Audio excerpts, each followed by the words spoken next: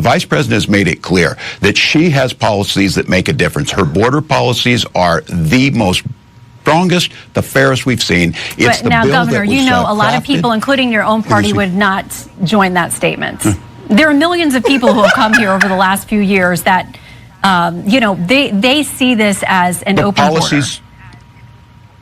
Well, simply, we have a policy. Donald Trump sees it as a political. Look, James Langford in Oklahoma, the Border Patrol agents, the Wall Street Journal, the Chamber of Commerce, all said pass this legislation. You have to have Congress to authorize 1,500 new border agents. You have to have Congress to authorize DOJ to speed adjudications on these asylum claims. Those are things that would actually work. Donald Trump told us for 4 years he would deal with this. He didn't. He didn't build his wall, 2%. Mexico didn't pay for it. This is a real bill that has bipartisan support. It has the experts on board, and it starts to tackle these issues. And we don't have to resort to demonizing people. We don't have to resort to making up or crafting stories, as Senator Vance said he did. Those things were not happening in Springfield, but it doesn't mean that we can't pass a piece of legislation to strengthen our border. That's what Kamala Harris is talking about. Well, She's talking Governor, about solving the problem. That piece of legislation does include the wall that you guys have been so, you've disparaged that. I mean, the vice president has as well, so I don't know if she really intends to move forward with that. But it was negotiated by 3 or 4 senators, and many Republicans came out against it long before President Trump indicated he didn't like it either. The vice you have a vice president candidate running for office right now, and all of his soldiers that was with him that served under him while he was their sergeant major, not their sergeant major, acting sergeant major. Yes. He chickened out. He chickened out, left them behind. Absolutely. And so, and I was in Congress with him. This guy was going around. I mean, his challenge coin still has the rank of command sergeant major on it. Which he never achieved, yeah. Yeah, he was acting. He's acting. Boy. And so I want you to think about it. I mean, you and I understand this. You're the senior enlisted advisor of a battalion. That battalion gets the orders to deploy to Iraq. And what do? You chicken out. You say, see you guys. And I think that unit ended up doing like an 18-month deployment. And they had to rush and find someone to replace him. Had to rush and find another sergeant that didn't know the command, didn't know the unit. Absolutely. And the thing is that he took someone's slot, number 1 for Sergeant Major's Academy, which he didn't complete, that slot to be that senior advisor. And now this person who lied about his service, and to the day still continues to, I carry weapons of war. He never deployed into a combat zone. He was never in Iraq, never in Afghanistan. I mean, you and I, spent time chewing that dirt over in Afghanistan. And you want to be second in command, commander-in-chief of our nation. You want us to believe that you're going to send our sons and daughters into a combat zone to face an enemy when you didn't want to do it yourself. That tells me a lot about him, but it also tells me a lot about the person that selected him as a vice presidential nominee. Think about the Harris campaign strategy has gotten some criticism as well for not being basically mixing it up enough events that are unscripted. Former President Obama is going to be out on the campaign trail. Liz Cheney was with her out on the campaign trail. Are you anticipating a strategy shift? We've already seen them announce this, which I think is a great thing. Vice President Harris has a number of interviews she's doing over the next couple of weeks. Tim Walz, who I think is a huge asset, who hasn't been tapped into nearly enough for the last month, is going to be out there a great deal. And you're right. I mean, the thing is, at this point, when everything matters, you have to take risks. And people may make mistakes. It's worth it. Put them out there and have them doing a bunch of stuff. But we've already seen them announce their plans to do exactly that. Andrea? And I think they've got to double down on doing more interviews and serious interviews, because what I'm hearing from Democratic and Republican business people and a lot of men, and she's got such a big problem with men. I think there's an undercount of the Trump vote. I think there is misogynation in all of this, black and white men. Big problem, but also the business world. They don't think she is serious. They don't think she's a heavyweight. And a lot of this is gender, but she's got to be more specific about her economic plan. Meanwhile, we're seeing economists talk about Donald Trump's proposal to add a 20% sales tax will cost $4,000. Okay. That's everybody. That's not me saying it. And just to note, that is a tariff, which, by the way, this administration not only kept most of the Trump tariffs, but they added their own as well. So that's got to be part of the conversation. Trump indicated he didn't like it either. Listen, before we go, because I wish that we had a full hour, I want to give you a chance, because you called yourself a knucklehead this week, to talk about some of your misstatements. You've modified your story or explained that you misspoke about things involving your military rank, about carrying a weapon in war.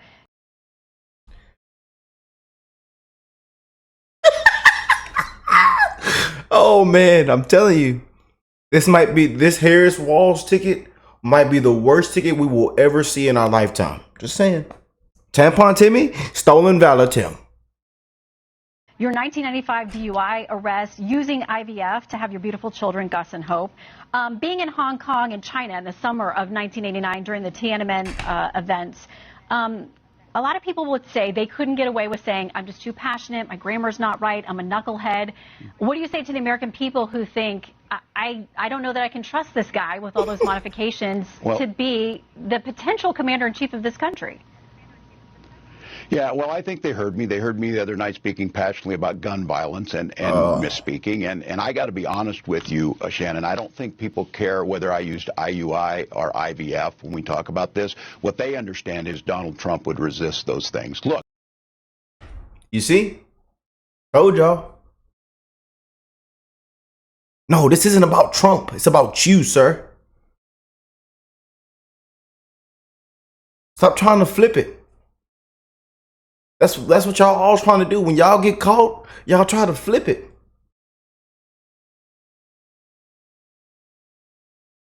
We know where Trump stands. And this is the part of the corruption we talk about every single day. Y'all can't keep painting Trump as the bad guy.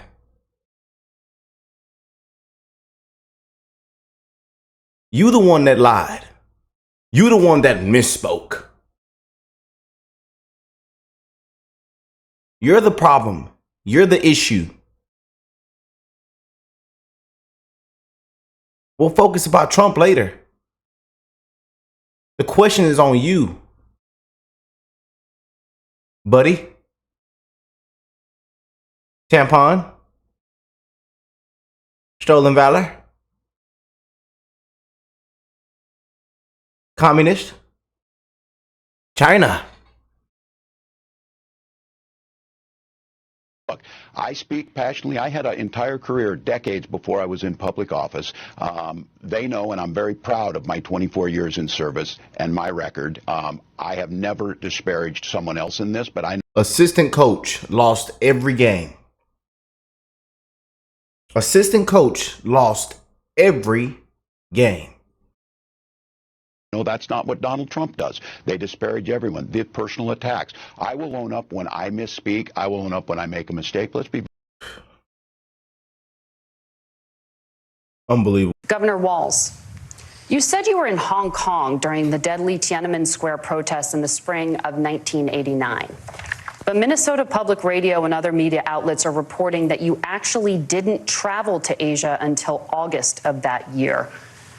Can you explain that discrepancy? Yeah, well, and to the folks out there who didn't get at the top of this, look, I grew up in small rural Nebraska, town of 400, town that you rode your bike with your buddies till the streetlights come on, and I'm proud of that service. I joined the National Guard at 17, worked on family farms, and then I used the GI Bill to become a teacher, passionate about it, a young teacher.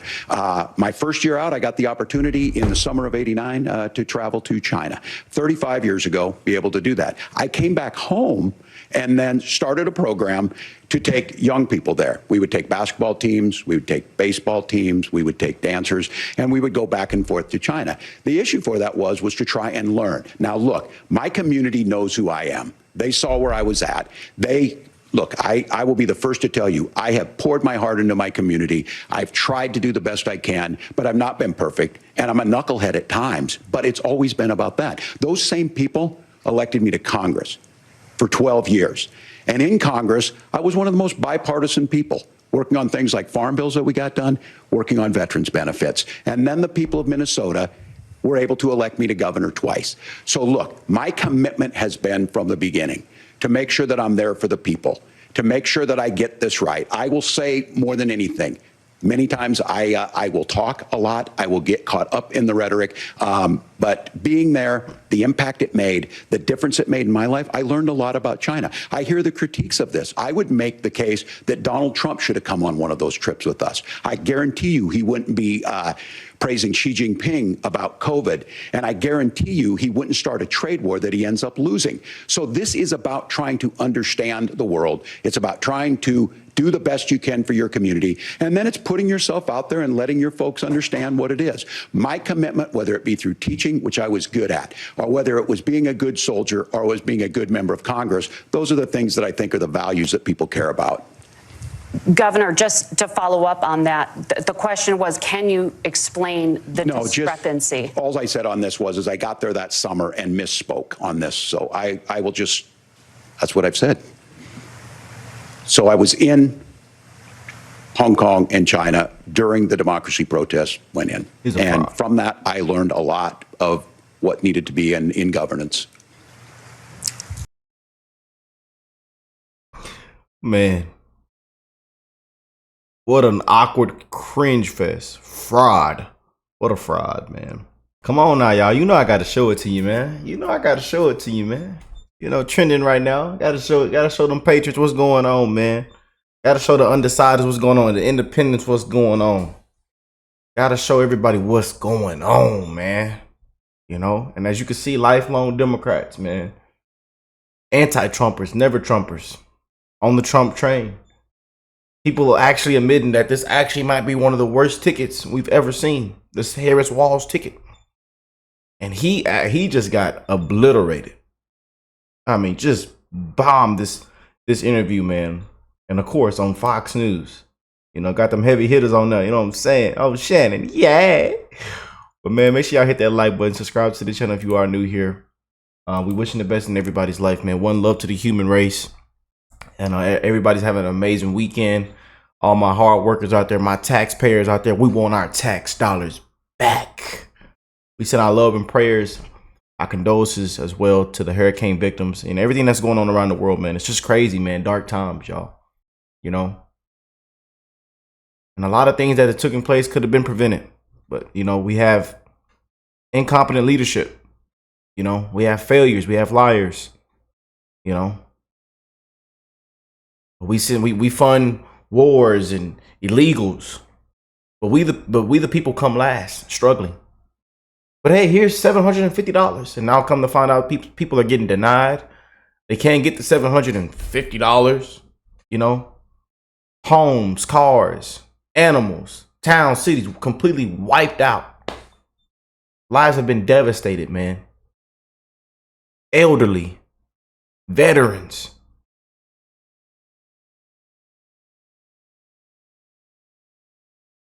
You know, but then again, they still find some way to demonize Trump and blame everything on Trump. It's all Trump's fault. The last 12 out of 16 years, it's all Trump's fault. But he completely got it handed to him in this interview. Let's go and get into it. Again, make sure that you hit that like button, share the video. We keep it real, man. You know, we keep it real. We look at things on both sides, not just on the right side, not just on the Republican side, not just on this. We look at things on both sides, you guys.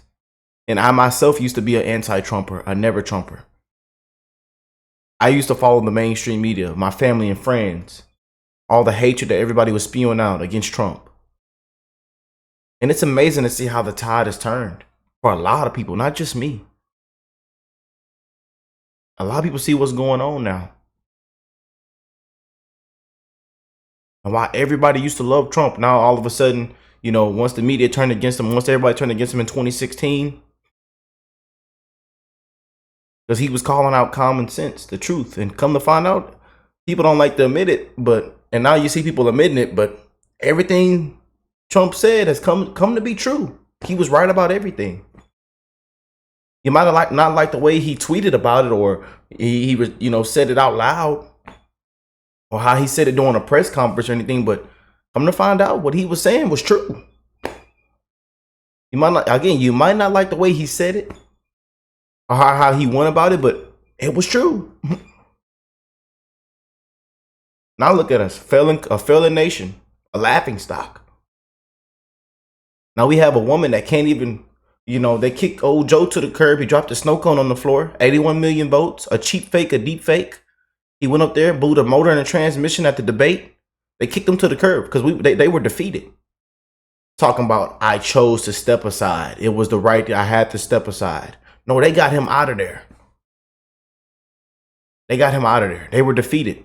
We can't let Trump back into this office. He's a threat to our corrupt democracy. Our democracy. Our sweet apple pie democracy. Constitutional republic, but our sweet apple pie democracy. He's a dictator. Project 2025. Hitler. It's all come out to be lies. And look how Project 2025 backfired on him. Yeah. Miss us with all that crap, man. So I couldn't wait to get into this Tim Walz on Fox News. Couldn't wait to get into it, man. Let's go and jump into it. Let me stop all this yapping and talking. I apologize for all this yapping and talking. But I like to keep it real with them beautiful people around the world. Yeah. Shannon, thanks for having me. Okay, so I want to pick up where Alexis left off there in the Middle East, because you were asked in the debate the other night a question about whether or not you would support a preemptive strike by Israel on Iran. You didn't really get to an answer on that. So this administration continues to call for Israel to moderate its response after being attacked by Iran. Do you now think that Israel has a right to either strike oil facilities, nuclear facilities? What's your position on that? Well, look, let's remember how this started, and we're approaching tomorrow a tragic anniversary. Hamas terrorists murdered over 1,200 innocent Israelis, 46 Americans, took hostages.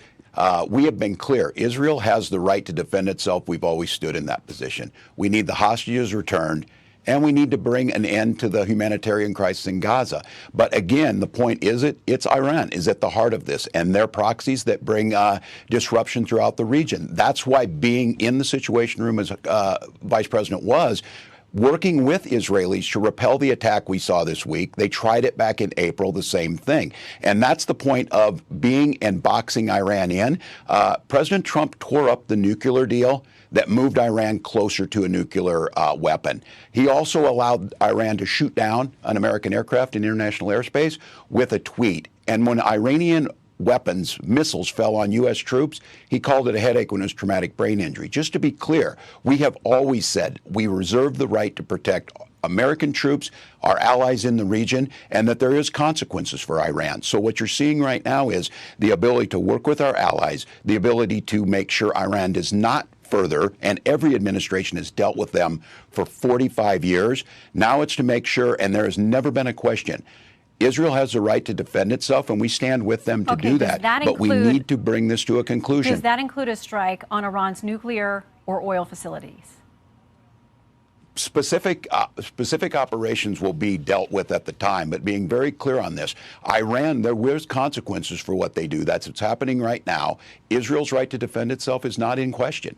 Okay, you said in a radio interview that anti-Israel protesters were speaking out, quote, for all the right reasons. You know that some of them are carrying Hamas flags. Some of them are calling for the extermination of the Jewish state. Do you want to clarify your praise for that? Well, I'm certainly not talking about them. I'm talking about the people who understand that we have to end the humanitarian crisis, but they understand we need to return the hostages, bring peace to the region. Look, I will always defend people's rights to First Amendment, but that's not the folks I'm talking about. Those folks are not speaking for the entire group. So I think it's very clear on this. Israel's right, as we've stood with them. Anti-Semitism has no place in this country, and Vice President Harris has been clear about that. I've been clear about it. But the ability to bring a peaceful solution and understand Israel's right to defend itself, the return of the hostages, and Gazans' right to live in peace too is something that we're trying to get to. And that's going to take the leadership that we've seen out of Vice President Harris, able to hold this coalition together. And again, when Iran launched their missiles this week, she's in the Situation Room. That's different. The people who are in the Situation Room with Donald Trump, like John Kelly as chief of staff, said he shouldn't be there. He's a damaged human being. His own defense secretary said he does not understand the situation, is incapable of dealing with it. Okay. So it's about character. Let's focus on what your position is and the vice president's position as well. I want to talk about abortion too, because this came up at the debate. It's been a winning argument for Democrats on many ballots, but I want to clarify what the law is there in Minnesota. Abortion Finder, a website that helps women find access, says abortion is legal throughout pregnancy in Minnesota. There is no ban or limit on abortion in Minnesota based on how far along in a pregnancy you are. You signed the bill that makes it legal through all 9 months. Is that a position you think Democrats should advocate for nationally? Look, the vice president and I have been clear. The restoration of Roe versus Wade is what we're asking for. But that This is law a goes woman's far beyond right Roe v. Wade. to make her own choice. The law is very clear. It does not change that. That was been debunked on every occasion. But wait, look, this is a. Let's agree. What you signed is there's not a single limit through 9 months of pregnancy. Roe had a trimester framework that did have limits through the pregnancy. The Minnesota law does not have that. This puts the decision with the woman and her health care providers. The situation we have is when you don't have the ability of health care providers to provide that, that's where you end up with a situation like Amanda Zaworski in Texas, where they are afraid to do what's necessary. This doesn't change anything. It puts the decision back on to the woman, to the physicians, and we know that this is simply something to be brought up to be very clear. Donald Trump's asking for a nationwide abortion ban. Wait, he has said that. Here it goes again. I told y'all. Now, if you actually, and he's pro-choice. So if you actually, this is why I tell people, if you actually do your research and think for yourself, you know, people laugh at this man. He's a complete laughingstock. You know, complete laughingstock. And this is why the stolen dollar and all the things he's trending about, you know, about lying is misspoke. People are not surprised. And how he made a fool of himself on the debate stage. When asked about it, go to China? I'm a knucklehead. We know you're a knucklehead, sir. We don't see this as a winning campaign. He has said repeatedly that he will not sign a national abortion ban. Are you calling that just, it's a flat out lie? Yes, of course. And Senator Vance has in the past said so too. Now, look, they may see this as an election issue. We see it as a right of women to make their own bodily decisions. And that's what the states like my state have the ability to put that in. States like Georgia force women to cross the border, and then we have a death of Amber Thurman. So let's be very clear. Trying to cut hairs on an issue on this is not where the American public's at. They want the restoration of Roe versus Wade. Vice President Harris said she would sign it. That's what we'll do when we're elected. But to be clear, the Minnesota law is far beyond Roe v. Wade. And about the Amber Thurman case in Georgia, her family has, and it's tragic, she is a young mother who left behind a young son. But what her family has said is it was a complication from an abortion pill that she received, and she didn't get proper care when she went to a Georgia hospital, which had multiple opportunities to intervene there. Her own attorney, the family's attorney, says it wasn't the Georgia law, it was the hospitals. What he claims is malpractice, not treating her when she clearly showed up in distress and still had the byproducts of her pregnancy because of that rare complication from the abortion pill. So just to be clear on the Georgia law and how her family and her attorney sees it. I think they also indicated that had she not go to North Carolina. Oh, man. He is getting shut down. And don't worry, y'all. I'm going to continue, but it gets even worse. He's getting shut, man. He's getting wiped. Shannon is wiping the board in this interview with this fella. You know, his check engine light is on. I'm telling you. He's leaking oil. This fella's leaking oil.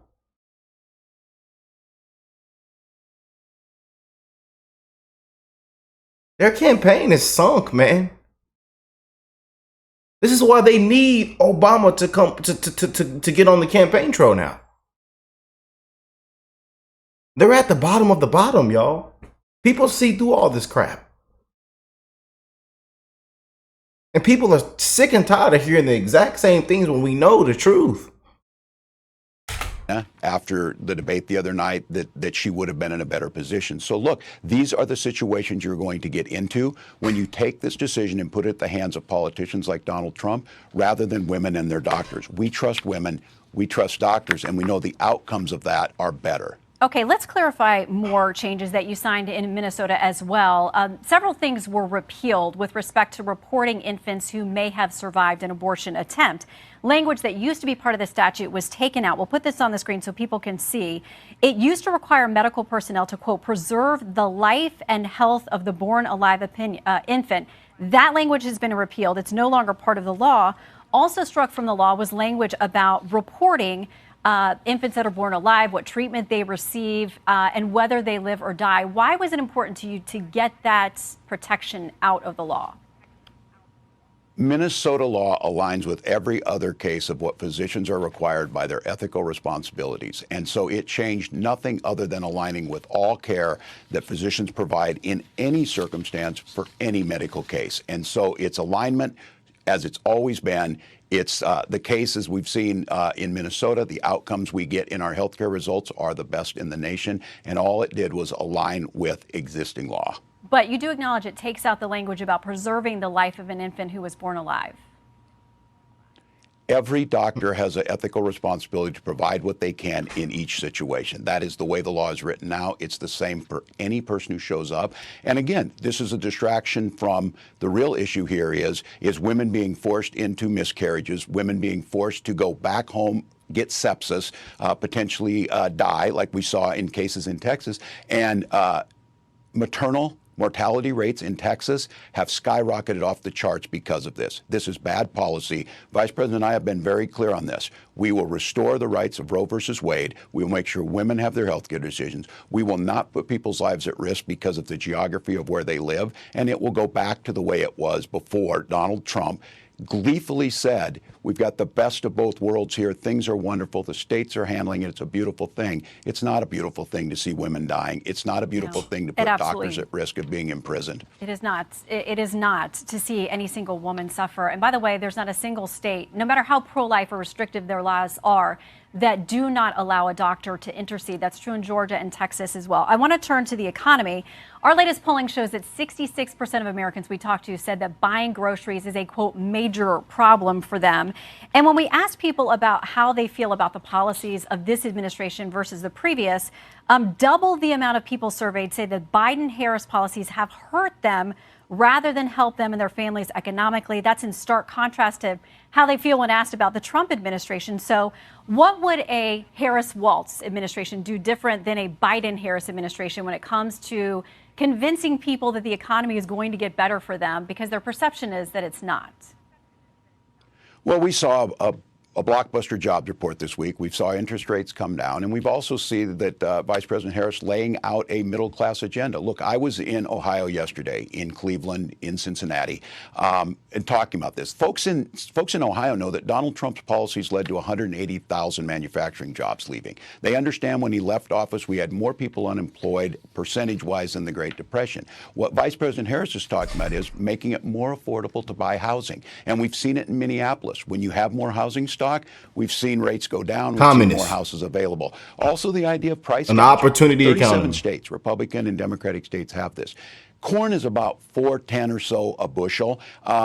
That's where it's been for many years, up and down. But prices at the grocery stores have skyrocketed, corporate profits have skyrocketed, and people are paying more. So we talk about that. And then I think the fundamental difference here is Donald Trump kept his promise. He cut taxes for the wealthiest. She's talking about making sure things like a child tax credit, $6,000 child tax credit, put more money in people's pocket, making sure that we're able to buy those things, whether it's a crib or it's baby formula, get started. And she's simply asking that we can pay for it by asking those at the top to pay their fair share. This is a fundamental difference in approaches to it, and we're seeing it working. We're seeing economists talk about Donald Trump's proposal to add a 20% sales tax will cost $4,000. There you go. That's everybody. That's not me saying it. And just to note, that is a tariff, which, by the way, this administration not only kept most of the Trump tariffs, but they added their own as well. So that's got to be part of the conversation. I want to talk a little bit about your record as governor, because it elucidates for people how you may serve as whether you end up being the president. You'll be one heartbeat away. Should your ticket be successful. Wall Street Journal says this after you were chosen to join the ticket. As the Democratic governor of Minnesota, Tim Walz signed into law initiatives allowing immigrants in the country illegally to apply for driver's licenses, qualify for free tuition at state universities, and enroll in the state's free health care program for low-income residents. Are those not magnets to draw people here, many times on dangerous journeys for themselves? And why should your taxpayers in Minnesota or across the states pay for those programs?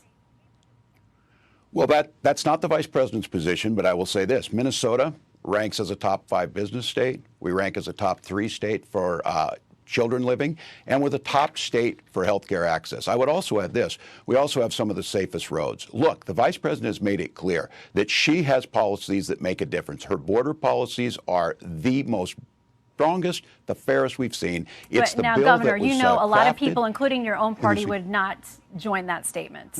There are millions of people who have come here over the last few years that, you know, they see this as an open policies, border. Well, simply, we have a policy. Donald Trump sees it as a political. Look, James Langford in Oklahoma, the Border Patrol agents, the Wall Street Journal, the Chamber of Commerce, all said pass this legislation. You have to have Congress to authorize 1,500 new border agents. You have to have Congress to authorize DOJ to speed adjudications on these asylum claims. Those are things that would actually work. Donald Trump told us for 4 years he would deal with this. He didn't. He didn't build his wall, 2%. Mexico didn't pay for it. This is a real bill that has bipartisan support. It has the experts on board, and it starts to tackle these issues. And we don't have to resort to demonizing people. We don't have to resort to making up or crafting stories, as Senator Vance said he did. Those things were not happening in. Oh man. Catch and release. Let in over 2 million illegals. You know, fund sanctuary cities, fund moving illegals, lawyers to illegals, work permits to illegals, nothing to deport illegals, no immediate wall fund, $60 billion to Ukraine.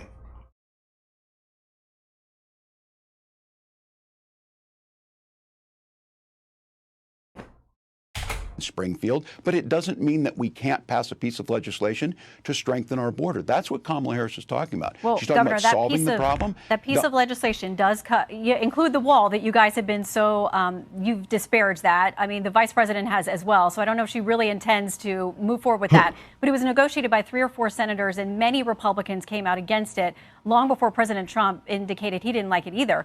Listen, before we go, because I wish that we had a full hour, I want to give you a chance, because you called yourself a knucklehead this week, to talk about some of your misstatements. Yes. You've modified your story or explained that you misspoke about things involving your military rank, about carrying a weapon in war, your 1995 DUI arrest, using IVF to have your beautiful children, Gus and Hope, being in Hong Kong and China in the summer of 1989 during the Tiananmen events. A lot of people would say they couldn't get away with saying, I'm just too passionate, my grammar's not right, I'm a knucklehead. What do you say to the American people who think, I don't know that I can trust this guy with all those modifications to be the potential commander-in-chief of this country? Yeah, well, I think they heard me. They heard me the other night speaking passionately about gun violence and misspeaking. And I got to be honest with you, Shannon, I don't think people care whether I used IUI or IVF when we talk about this. What they understand is Donald Trump would resist those things. Look, I speak passionately. I had an entire career, decades before I was in public office. They know, and I'm very proud of my 24 years in service and my record. I have never disparaged someone else in this, but I know that's not what Donald Trump does. They disparage everyone, the personal attacks. I will own up when I misspeak. I will own up when I make a mistake. Let's be very clear. On that debate stage the other night, I asked one very simple question, and Senator Vance would not acknowledge that Donald Trump lost the 2020 election. Here they go. I think they're probably far more concerned with that than my wife and I used IUI to have our child, and that Donald Trump would restrict that. So I think folks know who I am. My constituents here in Minnesota have elected me 8 times. They know where I'm at, and I'm proud to be on the ticket, and we'll deliver just like we have here in Minnesota. Right. And if we're going to deal in truth, both the president, the former president, and his nominee have said that they are very supportive of IVF. We are glad you have your precious family. We thank you for serving in uniform and your years and decades as a teacher. My mom was too. I know it's really hard work and sometimes very thankless. So, Governor, we appreciate your time. What do y'all think of that, man? Comment down below. Po fella. Po fella. You just can't make it up, man. But we are wishing the best in all you guys' life. One love to the human race, man. Prayers for you guys and your family for these dark times that we are living in. Crazy times, man. Prayers for Trump, because we don't know what to expect next. You know, and October is moving fast, man. We encourage everybody to go out, register, go out and vote, man. It has to be too big to rig. Too big to rig, you guys. And I'll catch y'all on the next one. Peace and love, y'all.